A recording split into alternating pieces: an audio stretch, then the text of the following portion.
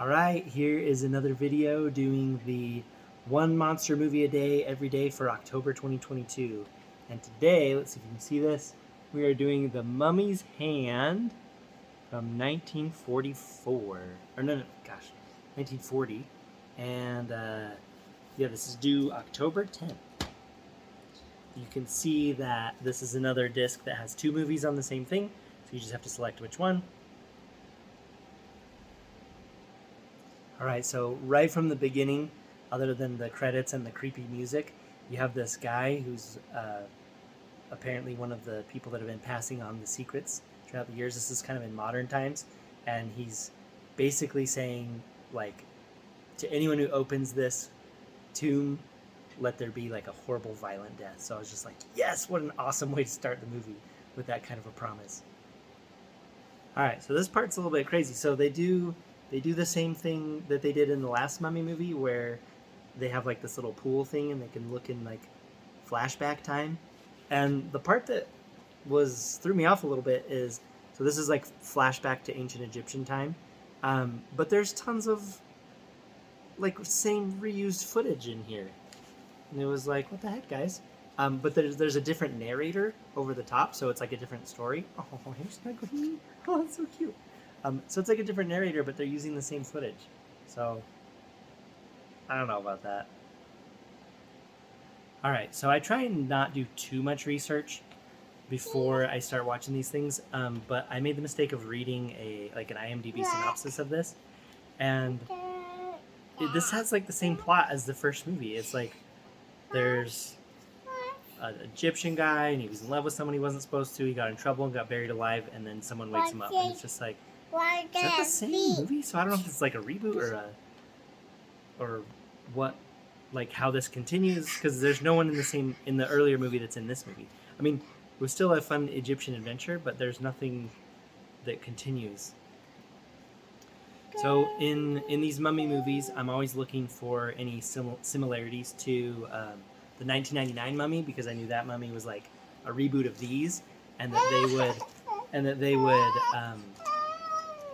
do like flashbacks. So right here behind me, you have the guy who got his tongue cut out, and then he got mummied alive, and so that's like the 1999 Mummy. So I think it's interesting when there's similarities, and then later when you start getting the characters introduced, like the Americans that are going to be trying to find the mummy, you'll see that there's some similarities there, and then there's some similarities in the action too. Yeah. Okay, so this is the part where we're kind of meeting. Well, we've already met the American guys, and they're going to meet this guy who's going to finance their trip, and so he's decided to finance them. And then all of a sudden, this bar fight just breaks up. It just starts out of nowhere. I think it's so that the guy would go home, and then the two American guys would be there. Well, they would get away, and then the other guy would go home to his daughter, who would think that he's getting swindled.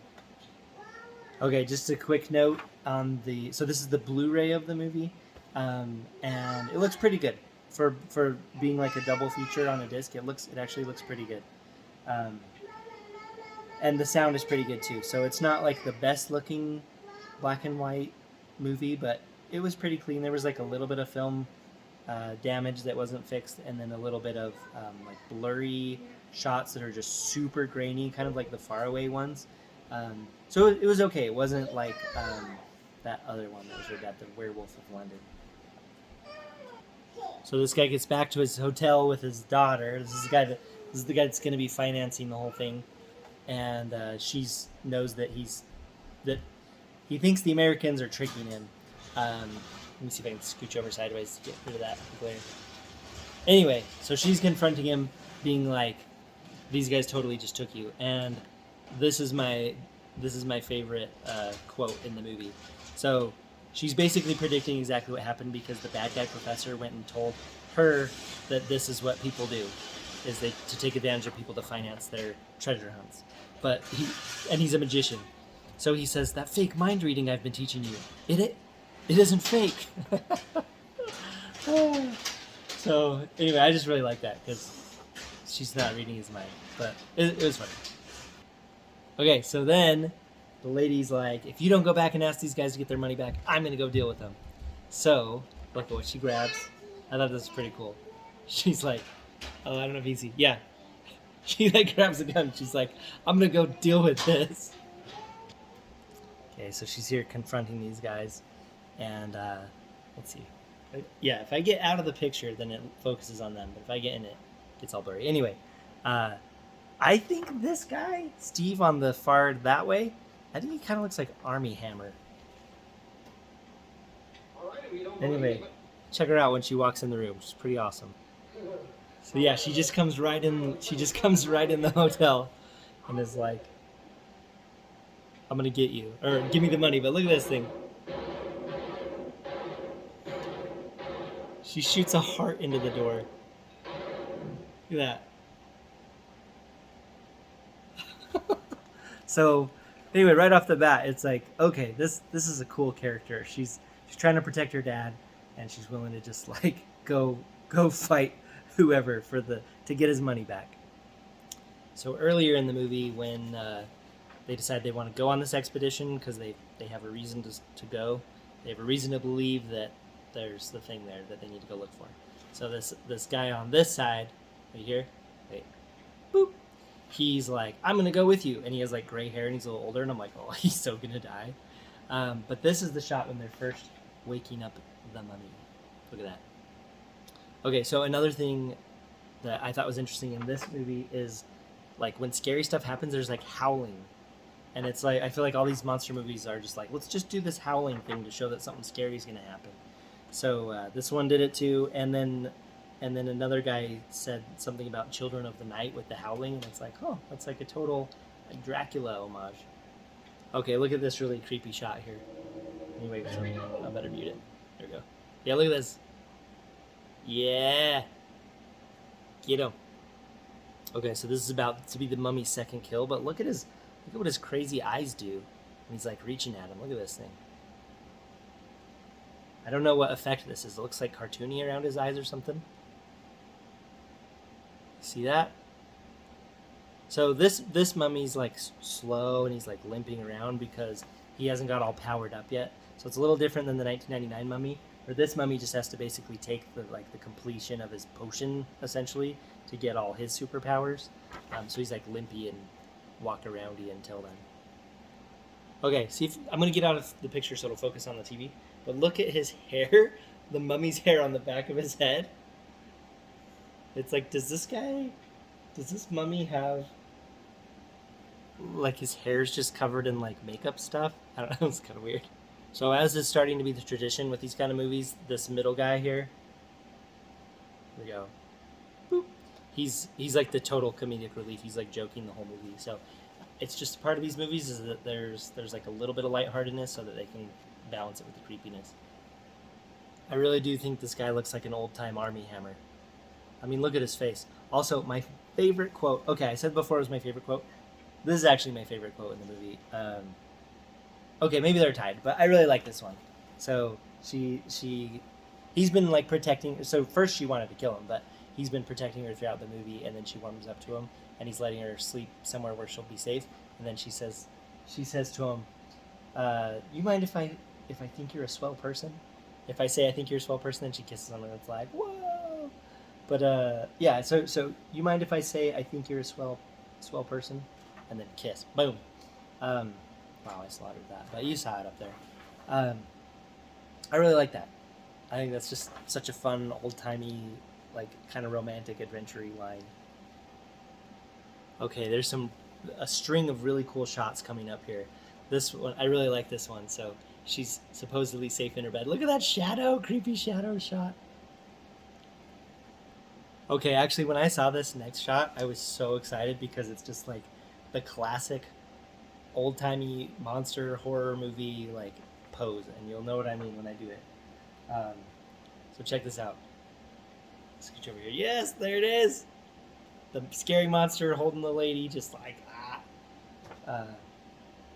that's the classic pose, and that pose actually leads into my very favorite shot in the movie, which is I could pick a frame out of that shot, but also there's a crane shot that comes out of it, which shows an incredible set. Check this out. Okay, so here comes my favorite shot in the whole movie. Here we go. It's so cool. Yeah, he comes walking in there. Look at that. So right there's where I would freeze it, just where he's right as he walks through the door. But then look at this crane shot as it just pulls up. Look how huge this set is, and all the work that must have gone into this. This is incredible. So it's like these little sequels. You want to just be like, oh, they're just little trashy. You don't pay attention to sequels. But I mean, look at this thing. Look at that. It's still going. It's huge. Look at the tiny little people down there. So yeah, that's definitely my favorite shot in the whole movie. Speaking of favorite shots, this movie totally ripped off my favorite shot from the last Mummy movie. It's in here. Like they just included it with the flashback scene. Uh, so the movie, let's see where we're at. So we are at 57 minutes. It's only an hour and 6 minutes long. So in the last like 4 or 5 minutes, it just goes like straight nuts. So basically the same kind of thing where they get the girl, they're gonna do something to her and make her the love of the mummy or whatever, and then it starts getting actiony. All right, and at this part in the movie, I was getting really really tired, so I like blinked and I was like, what in the world just happened? So these guys are kind of facing off, and that's the evil professor guy who's kind of captured the lady, and he supposedly controls the mummy because his dad was the one that passed down the secrets of the mummy. But look at this. Watch what he does out of his sleeve. Boom! Right out of his sleeve. These guys just go to town on each other. Look at that. All right, so Mummy knows he needs to get his mummy juice to turn into full-blown Mummy here. So um, the whole time I was watching this, I was kind of comparing Steve to Rick O'Connell from the 1999 one. I know they're different movies, but that's kind of my place of reference. Also, I'm trying to see how this one was inspired that one. And I was really excited that once you see him actually confront the mummy, that he doesn't save bullets. You know what I mean? He's just letting him have it, just like Rick in the other one. So I love all the shooting and the just the action gets really cool here. And then oh, you can see his hair. Look at his weird hair makeup right there, right? Boop, right there. Um, what else? So it was just like a fun little romp. The thing that was weird about it was just that it was just like another movie with a super similar plot. Although this one seemed a little more straightforward. Just like there's these guys, they want to go do this thing. There's a girl that's probably going to be love. There's like action and violence. So the kill count is like one guy in the tent, one old guy, one professor, and then of course monsters usually don't make it out of this thing alive. Spoiler. But yeah, I mean I when it ended, I was just like, man, I kind of just wanted everybody to die horrible deaths. I don't know if that's just because it's such an old movie and I'm so far away from the release that I'm just like, yeah, let's go, let's all die here. Um, my wife pointed out because she'll come in and out. She doesn't really like these kind of movies, but she'll come in and out and she's just like, these movies aren't really scary, are they? And it's like, no, they're not. Because I think she was thinking they were going to be a little more scary than they actually are. But she pointed that out. So showed you my favorite quote, my favorite shot. Kind of went through the movie a little bit. I think the Blu-ray looks pretty good. You can see lots of great details. Obviously, like a more detailed remaster would look a lot better. But it's super watchable. And it's again DTS HD Master Audio, so it's super watchable. You just got to turn it up a little bit. Looks great.